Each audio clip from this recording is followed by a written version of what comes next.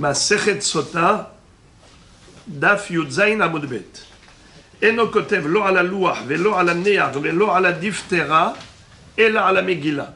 Shene'emar, Basefer, ve'eno kotev lo bekumos, velo bekankantom, velo bechol davar sheroshem, ela bedio.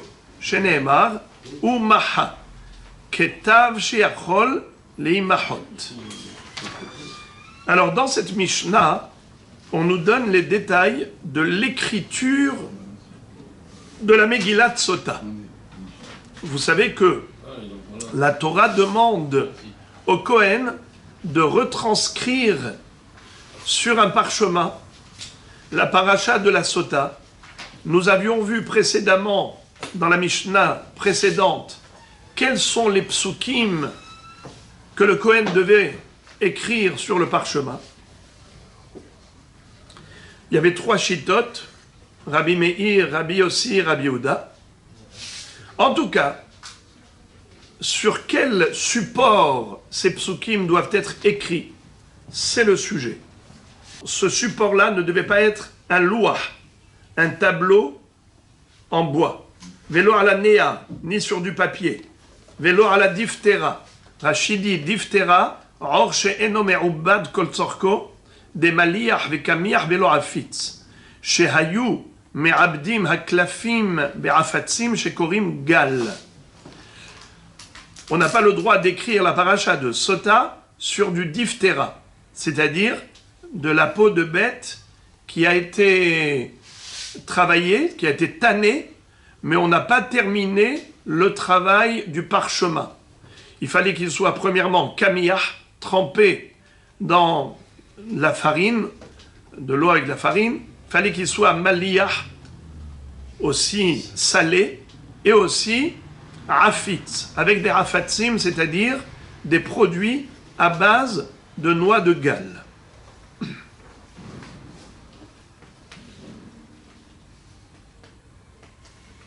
Et d'où on apprend cela? Shene'emar basefer.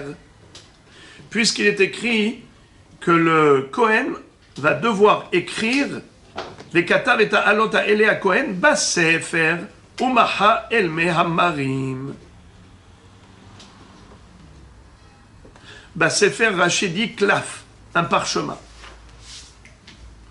Donc là, on a parlé de quoi? Du support. Ça ne doit pas être un tableau en bois, ça ne doit pas être du papier, ça doit être du parchemin. Et peu importe quel parchemin, que ce soit du klaf, ou du gvil, ou du dorsostos, c'est tout kasher pour la Megillah de Sota. Ve'eno kotev lo bekomos velo bekankantom velo bechol davar sheroshem. Et la bédio. Maintenant qu'on a parlé du support, on va parler de l'encre. Il ne peut pas utiliser comme encre ni le komos, c'est de la gomme, c'est de la sève qui coule dans les arbres. Vous avez déjà vu la gomme. Et pourquoi ce n'est pas kasher? Velo bekankantom. Et ni une sorte d'encre aussi qui s'appelle kankantom. Pourquoi c'est pas kasher? Parce que c'est rochem. Qu'est-ce que ça veut dire rochem?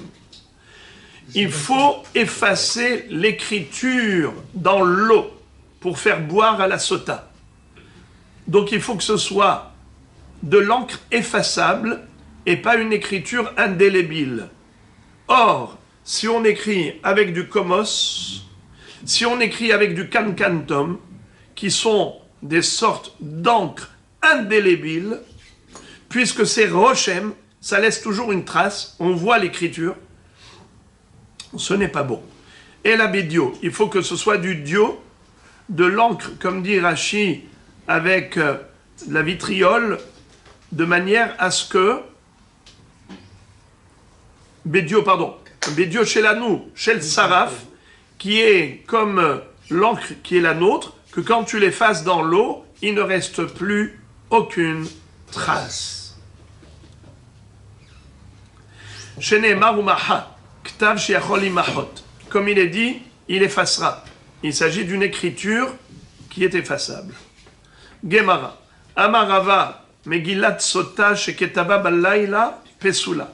Rava nous enseigne une Megillah de Sota, chez Ketava Balayla Psula. Si le Kohen a écrit la Megillah de la Sota, à savoir les psukim qui devaient retranscrire sur ce parchemin pendant la nuit, eh bien, la Megillah n'est pas cachère. Maïtama, pour quelle raison? Atia Torah Torah. Pour quelle raison? Eh bien, c'est parce qu'on retrouve le même mot, Torah, qui figure à propos de la Sota, et ça figure à propos du Zaken Mamré. Et de la même façon que le Zaken Mamré, quand on le juge, on doit le juger uniquement en journée, pas la nuit, et il est écrit Torah. Ainsi, la Sota, où il y a écrit le mot Torah, la Megillah de la Sota ne peut être écrite que la nuit. Qu'en journée. Qu'en journée, pas la nuit.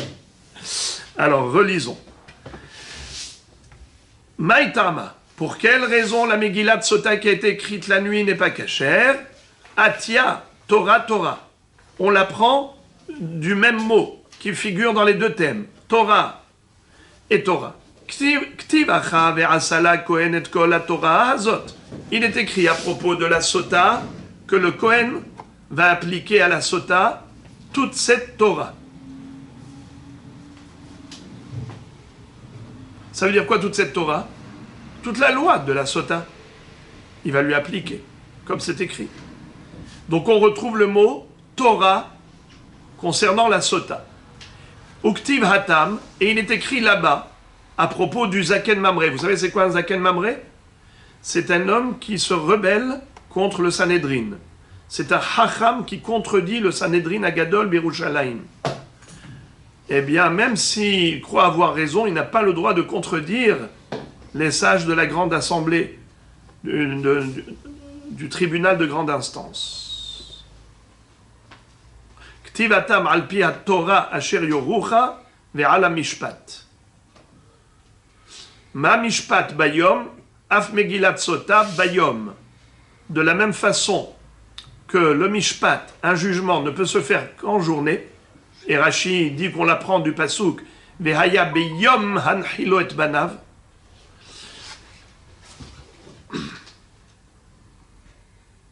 Vehaya beyom hanchilo et banav.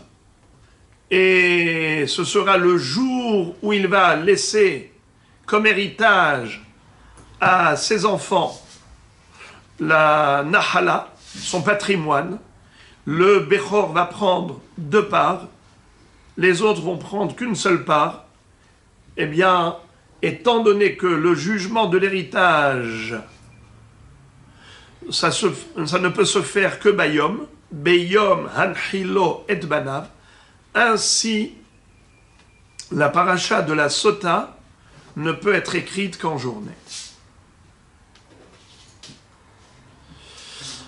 Maintenant, il faut le savoir que tout ce qu'on est en train d'étudier, ce sont que des halachot les unes après les autres. Comme si vous avez devant vous un Shulchan Aruch et on étudie halacha 1, première halacha, 2e, 3e. Combien de halachot maintenant Rava nous a enseigné?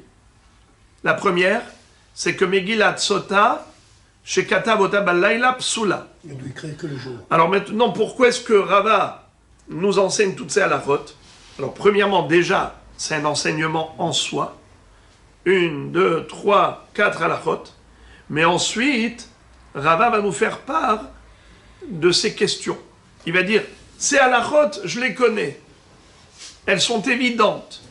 Là où je me pose des questions, c'est par rapport au cas suivant. Alors, on y va.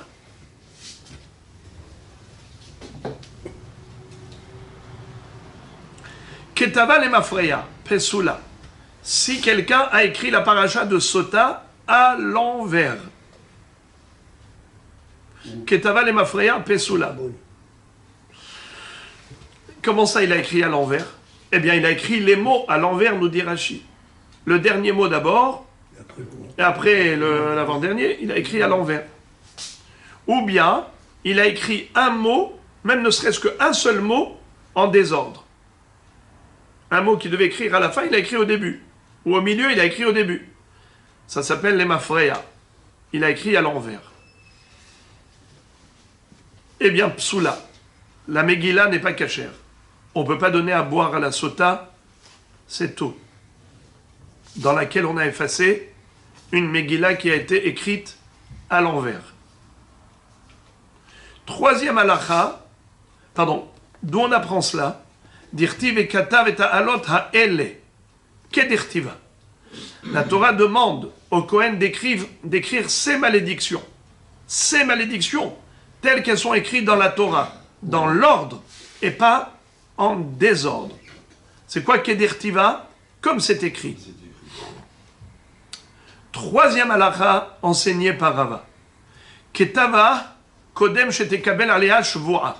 Pesula. Si le Kohen a écrit la Megillah avant que la femme ne s'engage en disant Amen, Amen.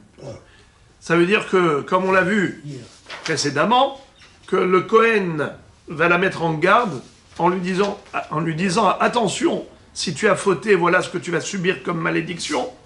Et après elle dit Amen, Amen. Quand est-ce que il faut écrire la Megillah qu'une fois qu'elle ait dit Amen. Donc d'abord, le Kohen s'adresse à la femme verbalement et ensuite on écrit la Megillah pour lui faire boire. Vous avez compris?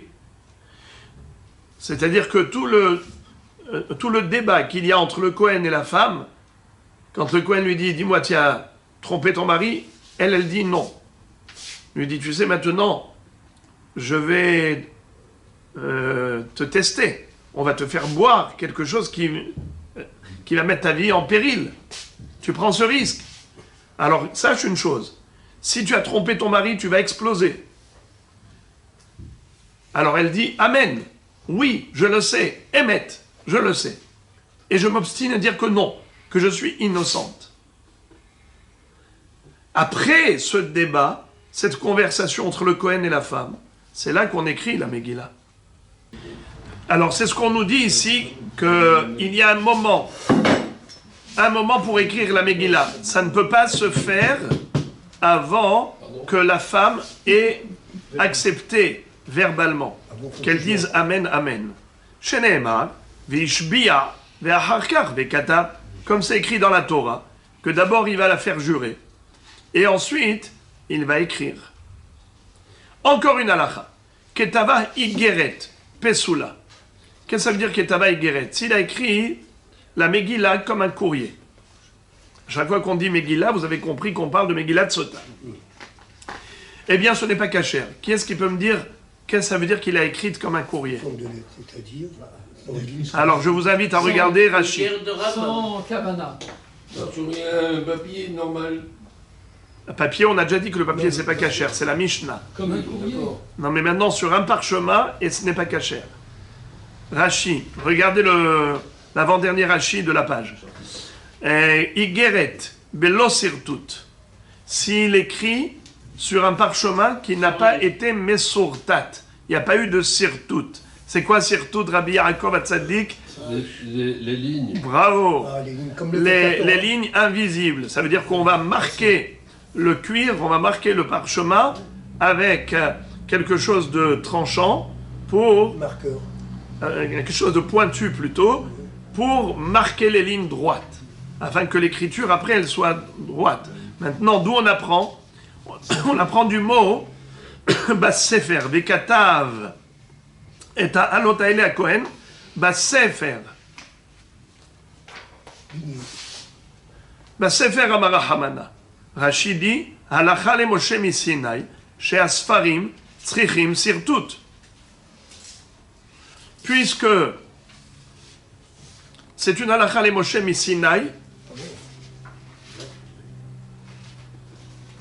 c'est une halakha les Moshe Misinaï que les Sfarim nécessitent sirtut, c'est-à-dire des lignes droites, des parchemins marqués avec des lignes invisibles. Si tu écris un Sefer Torah, quand il n'y a pas eu de sirtut, ce n'est pas cachère.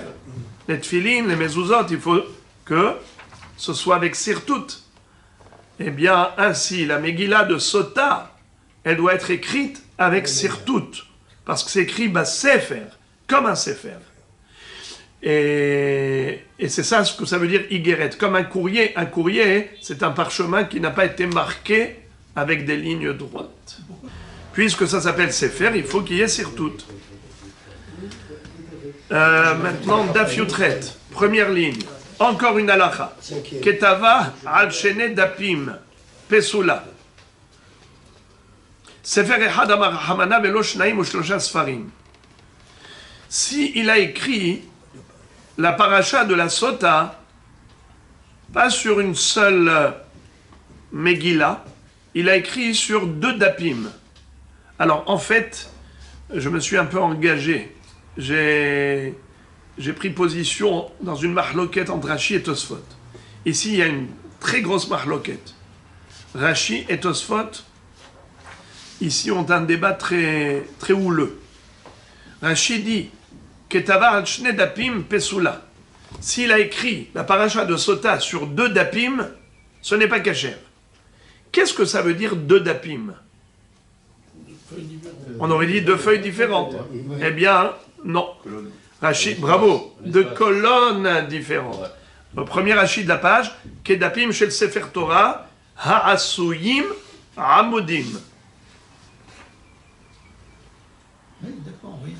Al shne dapim, Kedapim shel Sefer Torah, Ha'asuyim Amudim. C'est-à-dire, vous avez des parchemins, comme on a le Sefer Torah, vous avez dans chaque parchemin 3 colonnes. Eh bien, ou 4 colonnes. C'est-à-dire qu'on peut écrire dans une hiéria plusieurs colonnes. Pour la Megillah de Sota, interdit. Il faut que ce soit tout écrit sur une seule colonne. C'est ce que Rashi appelle des dapim. Dapim, c'est des colonnes. Même sur un seul parchemin, si tu l'as écrit en 2 colonnes, is not good. Il faut que ce soit écrit en une seule colonne. Tosfot n'est pas d'accord du tout. Parce qu'il dit, d'où on déduit cela? Parce que c'est écrit Sefer Ehad, Amara Hamana. N'est-ce pas? Parce que la Torah dit un livre, et pas 2 livres. Mais Tosfot disent, mais quel rapport? Voilà le get.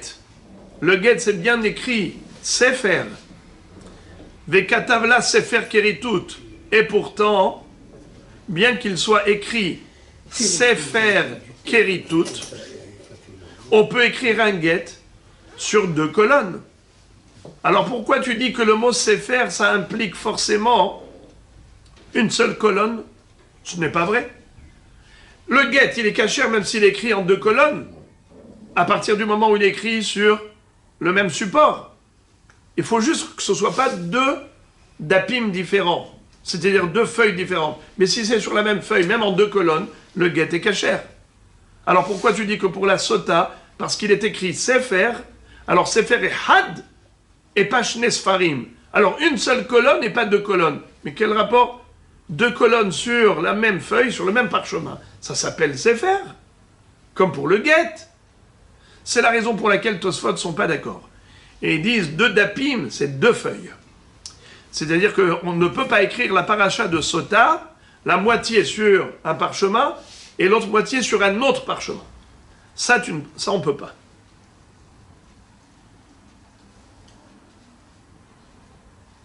Sur 2 pages. Ça, on ne peut pas. Et alors Hein? Alors lequel maintenant?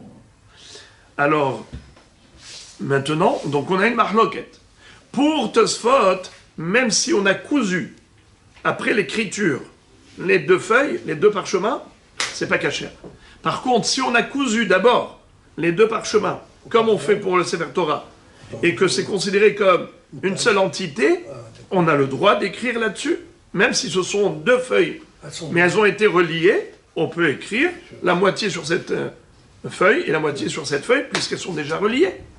Ça, c'est la chita de Tosfot. Comment comprendre Rashi? Les Mefarshim ont fait couler beaucoup d'encre, que je ne vais pas prendre du temps maintenant. Encore une halakha. Katav otahat ou mahak otahat. Katav otahat ou mahak otahat. Psula. Dirti ve'asala Kohen et kol la Torah hazot. Quel est le din si le bonhomme il s'est amusé, le Kohen il s'est amusé à écrire un mot ou une lettre et il a effacé dans l'eau. Il écrit un mot et il efface dans l'eau. Il écrit un mot et il efface dans l'eau de la sota. Il a écrit tout le texte. Mais mot par mot, au fur et à mesure qu'il écrivait un mot, il effaçait. Est-ce que c'est kasher? Ça ne marche pas. Il faut écrire tout le texte. Hein? Il faut écrire tout le texte intégralement. D'où on apprend?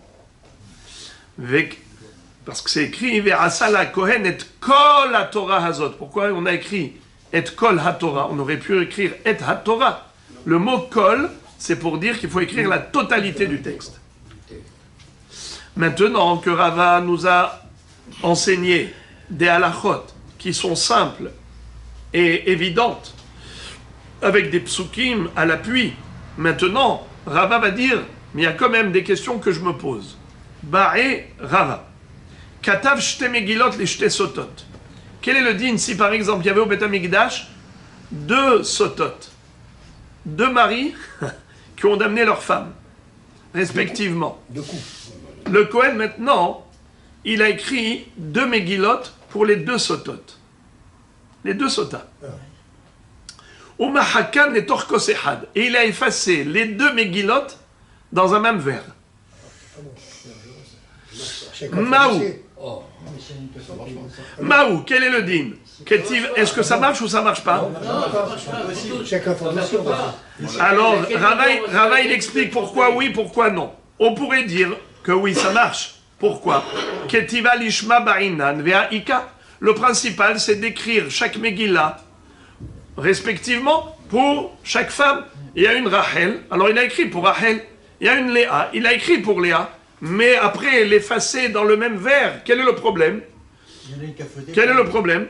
Il a écrit pour chacune, ça s'appelle l'ishma. Ou bien, on va dire, Odilma ba'inanami mehika l'ishma. Ou bien, il faut aussi que la mehika, l'effacement, se fasse l'ishma. Alors, Rashi nous dit, mehika l'ishma, c'est-à-dire,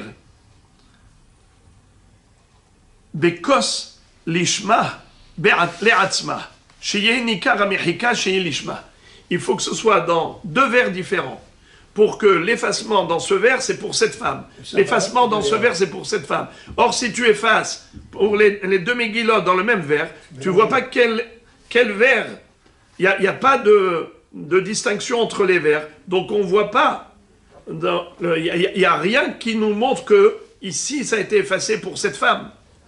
Ici, il y a les 2 femmes mélangées. Donc, il n'y a pas d'effacement qui est appliqué à chacune d'elles.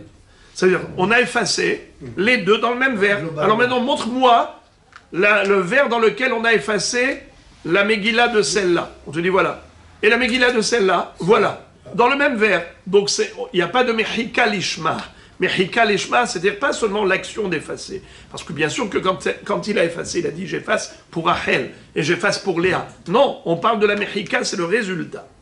Le résultat, est-ce que tu peux me dire où se trouve la Megillah de cette femme? Ici. Et la Megillah de l'autre? Ici. Donc c'est pas Nikar. Il n'y a pas de Mehika Lishma. Ce n'est pas distinguable. Alors... Mais l'eau, il faut qu'elle boive l'eau. Alors, il y a un chiot, oui, c'est sûr. Hein? Il y a un chiot dans l'eau, s'il y a pour tous les 2, alors il y a peut-être... Non, dans le même chiot, dans le même... et même si on va dire qu'on a mis 2 révérites, comme vous dites si bien, il y a eu 2 révérites, mais c'est dans le même verre. Ah, d'accord. le problème, c'est qu'il y a un problème là. Comment c'est possible de boire les 2 du même verre? Et à ce moment-là, il y en a une qui est, on va dire, par exemple, qui est... Quel est le problème? Il y en a une qui peut en boire plus que l'autre. Quel est le problème? Non, je sais pas. Attends, non. Alors,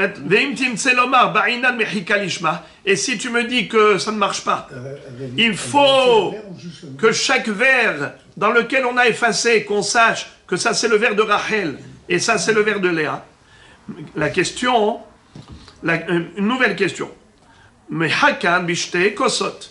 Vehazar, ve'irvan. Maou, si il a effacé chaque texte dans chaque vers différent, respectivement. Mehakan bishte kosot. Vehazar, ve'irvan. Et ensuite, il les a mélangés. Maou, quel est le din? Mehika lishma ba'inan ve'aika. La mehika, elle est lishma. La mehika, lishma ba'inan. N'est-ce pas? La mehika, il faut qu'elle soit faite lishma. Et voilà, on a eu 2 vers. Au moment où on a effacé, c'était un seul vers pour le Rachel et un seul vers pour Léa. Et après, il a mélangé les vers. Quel est le problème? Oh, dilma halav dida kashatia ve halav dida kashatia. Ou bien on va dire qu'au moment où ils boivent, chacune elle boit le verre de l'autre. Ouais. C'est-à-dire, il n'y a pas. Chacune, on ne peut pas dire qu'elle a bu Son verre. sa Megillah, son verre à elle, parce que peut-être qu'elle a bu la partie qui revenait à l'autre. C'est le même texte, c'est le même texte de toute façon. Non, mais il y a deux textes qui ont été effacés. Oui, Il y a mais 2 c'est les mêmes Megillot. textes, c'est les mêmes textes. Ouais. Oui, non, mais il faut que ce soit l'Ishma. Oui, il n'y a pas de Oui. problème. oui. Alors, elle a bu de l'autre. Et ça marche pas, même si c'est le même texte. Par exemple, si on a effacé pour Rachel et on a donné à Léa, ça marche? Nominatif. Non. Alors, c'est ça le problème. Chacun son. Et ve'im timtse lomar halav dida kashatia ve'halav dida kashatia hazar be'ifkan maou. Et si tu vas me dire que il faut que chacune boive son eau avec sa paracha, quel est le din si, après avoir mélangé les 2 vers, celui de Rachel et Léa, il les a séparés en 2 vers? On lui dit, eh non, faut pas, c'est pas bon. Qu'est-ce qu'il a fait? Le Kohen, il les a séparés en 2 vers. Est-ce que maintenant, il a réparé le problème ou pas? Non. De quoi ça dépend? Haïm yesh brera ou en brera. Qu'est-ce que ça veut dire yesh brera ou en brera? Il y a une possibilité, pas de possibilité. Non. Non. Alors là, On ne peut pas trier quand même. alors, c'est... Le mot brera ici, ça veut dire houvra radavar les mafreya. C'est la rétroactivité. Est-ce que il s'avère rétroactivement, est-ce qu'il s'avère rétroactivement que chacune a bu Chacun son côté. sa paracha, ou bien on va dire que non, il y a un mélange et on ne peut pas couper en 2. Si tu as mis 2 choses mélangées, ça y est, ce n'est plus possible de les séparer. C'est inséparable. Ou bien on va appliquer la règle de rétroactivité, ce qu'on appelle yesh brera. C'est quoi yesh brera? Rétroactivement, il s'avère, brera, il s'avère que chacune a bu ce qu'elle devait boire. C'est ça. Si on dit yesh brera, alors tout va bien. Chacune a bu ce qu'il fallait qu'elle boive. Chacune a bu son révérite. Mais si on dit que en brera, c'est-à-dire que tu ne peux pas agir rétroactivement, car maintenant que tu as mélangé, ça y est, c'est mélangé, c'est inséparable, c'est indissociable, eh bien ce n'est pas caché. Ça ne marche ni pour l'une ni pour l'autre. Il faut tout refaire. Teko, toutes ces bayottes, toutes ces bayottes qu'a énumérées maintenant Rava, elles restent sans réponse. Encore une baya de Rava. Baya Rava, ishka besiv, maou, bishfoferet, maou, derech shtia bekar ou un derech shtia bekar. Teko. Encore une question. Si elle a bu avec une paille, elle n'a pas bu du verre directement, est-ce qu'on va dire que ça s'appelle tout de même de la boisson, ou bien on va dire que ce n'est pas une façon de boire? Ce n'est pas une façon normale de boire, et donc, c'est pas cachère. Teko. La Gemara reste sans réponse. Bae Ravashi, nishperu mehem ve nishtairu mehem, maou. Ravashi pose la question. Si une partie de l'eau a été renversée, il y a eu une femme, une seule. Rachel, son mari l'a amené. Et voilà qu'une partie de l'eau que le Kohen avait préparée, où il avait effacé dedans la sota, il y a une partie qui s'est renversée. Est-ce qu'il faut qu'elle boive la totalité? Ou au moins que ce soit dans le verre? Ou bien on va dire que, puisque au début il y avait ce qu'il fallait, bien qu'une partie s'est renversée, ce n'est pas grave. Teko.